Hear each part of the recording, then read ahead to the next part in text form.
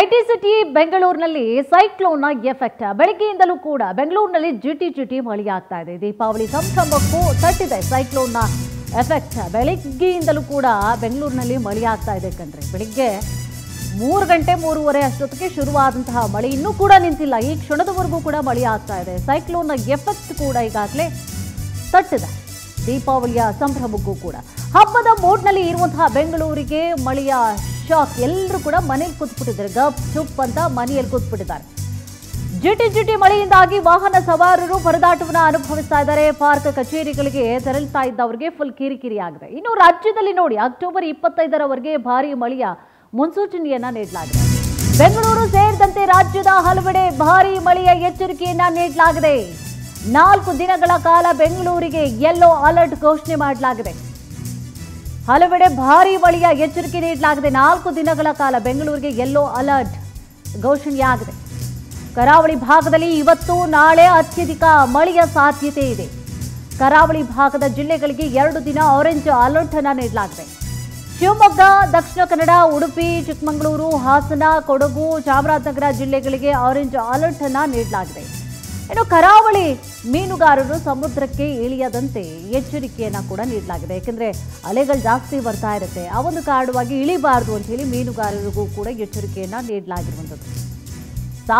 ಸಾಕಷ್ಟು ಪ್ರಮಾಣದಲ್ಲಿ ಮಳೆಯಾಗುತ್ತೆ ಅನ್ನುವಂತಹ ಕಾರಣವಾಗಿ ಅಲ್ಲಲ್ಲಿ ಯೆಲ್ಲೋ ಅಲರ್ಟ್, ಆರೆಂಜ್ ಅಲರ್ಟ್ ಅನ್ನ ಕೂಡ, ಇನ್ನು ಬೆಂಗಳೂರಿನಲ್ಲೂ ಕೂಡ ಯೆಲ್ಲೋ ಅಲರ್ಟ್ ಅನ್ನ ಕೂಡ ನೀಡಲಾಗಿದೆ. ಬೆಳಗ್ಗೆಯಿಂದಲೂ ಇವತ್ತು ಬೆಂಗಳೂರಿನಲ್ಲಿ ಹಬ್ಬ ಮಳೆ ಆಗ್ತಾ ಇದೆ. 3:30ಕ್ಕೆ ಶುರುವಾಗಿದೆ ಮಳೆ, ಈ ಕ್ಷಣದವರೆಗೂ ಕೂಡ ನಿಂತಿಲ್ಲ. ಅಲ್ಲದೆ ಇನ್ನೂ ಕೂಡ 2-3 ದಿನಗಳ ಕಾಲ ಮಳೆ ಆಗುವಂತಹ ಸಾಧ್ಯತೆಯನ್ನು ಈಗಾಗಲೇ ಹವಾಮಾನ ಇಲಾಖೆ ಕೊಟ್ಟಿದ್ದಾರೆ. ಜೊತೆಗೆ ಸೈಕ್ಲೋನ್ನ ಎಫೆಕ್ಟ್ ಇರುತ್ತೆ ನೋಡಿ. ಇವತ್ತೆಲ್ಲ ಕಂಪ್ಲೀಟ್ ಆಗಿ ಬೆಂಗಳೂರಿನಲ್ಲಿ ಸೈಕ್ಲೋನ್ನ ಎಫೆಕ್ಟ್ ಇರುತ್ತೆ. ಬೆಳಗ್ಗೆಯಿಂದಲೂ ಕೂಡ ಬೆಂಗಳೂರಿನಲ್ಲಿ ಜಿಟಿ ಮಳೆ ಆಗ್ತಾ ಇರುವಂತಹ ಕಾರಣವಾಗಿ ಎಲ್ಲರೂ ಕೂಡ ದೀಪಾವಳಿಯ ಮೂಡ್ನಲ್ಲಿ ಇದ್ರು. ಬೆಳಿಗ್ಗೆ ಆದಮೇಲೆ ಒಬ್ಬೊಬ್ಬರು ಮಧ್ಯಾಹ್ನನೂ ಪಟಾಕಿ ಹೊಡೆಯೋರು ಇರ್ತಾರೆ.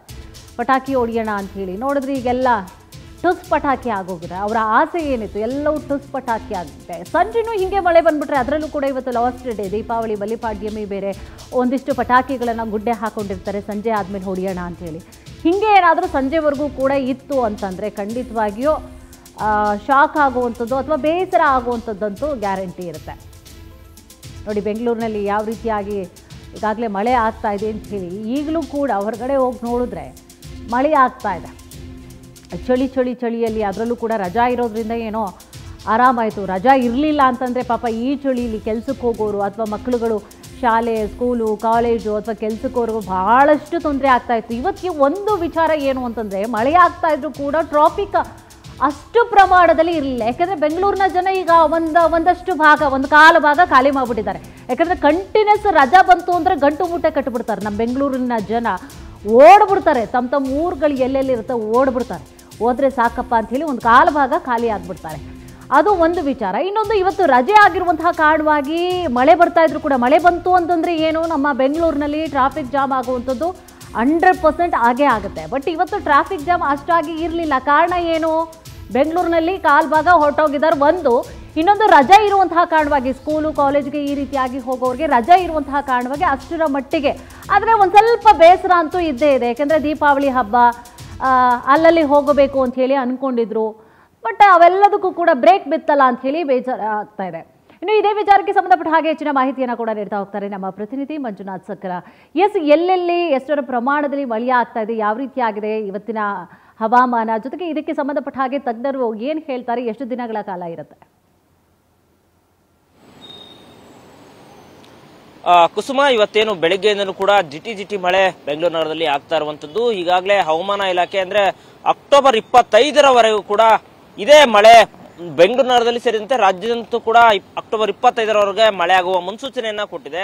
ಜೊತೆಗೆ ಇವತ್ತು ಬೆಂಗಳೂರು ಜೊತೆಗೆ ಚಿಕ್ಕಬಳ್ಳಾಪುರ, ಕೋಲಾರ ಸೇರಿದಂತೆ ಇವತ್ತು ಯೆಲ್ಲೋ ಅಲರ್ಟ್ ಅನ್ನ ಘೋಷಣೆ ಮಾಡಿದ್ರೆ, ಇನ್ನ ಕರಾವಳಿ ಭಾಗದಲ್ಲಿ ಈಗಾಗಲೇ ಆರೆಂಜ್ ಅಲರ್ಟ್ ಅನ್ನ